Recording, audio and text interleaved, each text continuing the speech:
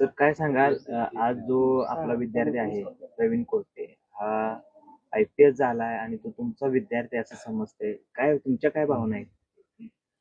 प्रवीण हा तसं पाहिलं तर आमच्या श्री सिद्धनाथ विद्यालय खरसोंडी रयत शिक्षण संस्थेचं आमचं एक इथं विद्यालय आहे. त्या विद्यालयातला हा विद्यार्थी 5वी ते 10वी पर्यंत याचं शिक्षण आमच्याच विद्यालयात झालं.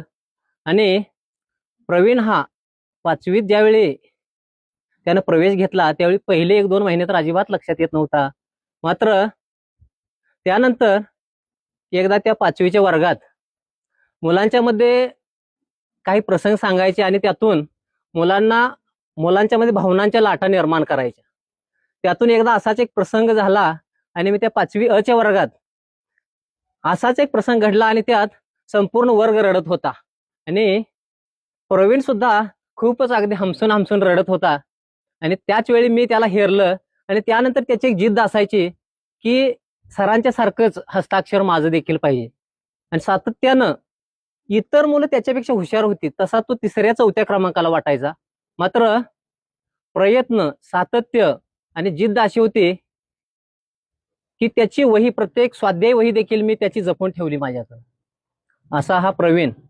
अर्थात त्याची पार्श्वभूमी अशी केंद्रीय लोकसेवा आयोगाची परीक्षा उत्तीर्ण होणं आज आपण पाहतो. मात्र तशी पार्श्वभूमी काही नसताना देखील प्रवीणनं मिळवलेलं यश हे खूपच मोठं आहे. अर्थात खडतर परिस्थिती आहे, हा दुष्काळी तालुका आणि वडील देखील त्याचे अगदी तुटपुंज्या अशा मानधनावर बँक ऑफ इंडियामध्ये बँक मित्र म्हणून काम करायचे. आणि मात्र त्यांचं सातत्यानं लक्ष असायचं. त्यावेळेचा एक प्रसंग आठवतो मला. ते इथं होते अगोदर, बहुतेक दुकानला वगैरे होते, आणि त्यानंतर त्यांचं एकदा पोस्टामध्ये सिलेक्शन झालं होतं, पोस्ट डिपार्टमेंटमध्ये मुंबईला. मग त्यावेळी ते म्हणले, सलगर मास्तर काय करू? मग मी त्यावेळी त्यांना बोललो, मला तर असं वाटतंय मुलं आता शिकायला लागली तुमची, तुम्ही मुलांच्याकडे लक्ष द्या आणि ही संपत्ती म्हणून तुमची पुढं नावारूपाला येईल. त्यावेळी मी त्यांना ते सांगितलं. त्यानंतर त्याने ते बँकेतलं अगदी त्या थोड्याशा मानधनावरती ते काम करत राहिले.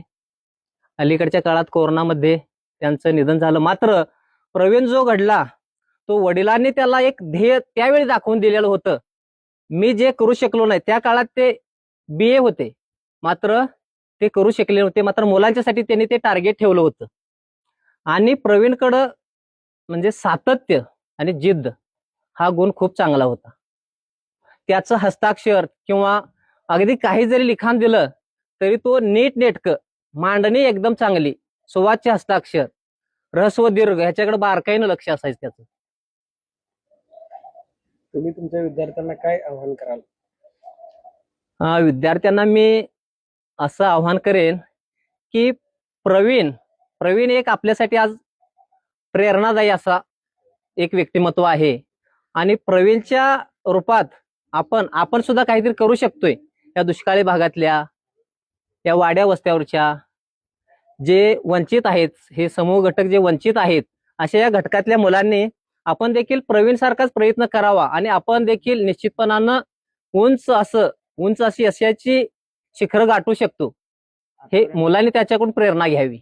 आतापर्यंत तुमच्या हातून जेवढे विद्यार्थी गेले त्याच्यातले किती विद्यार्थी हे अधिकारी झाले? आता खरसुंडीच्या शाखेचा विचार केला तर आमच्यातले दुसरे एक वैष्णवी पुजारी, एक नायब तहसीलदार झाले. त्यानंतर पुजारी, दुसरा एक पुजारी होता तो एक कृषी अधिकारी.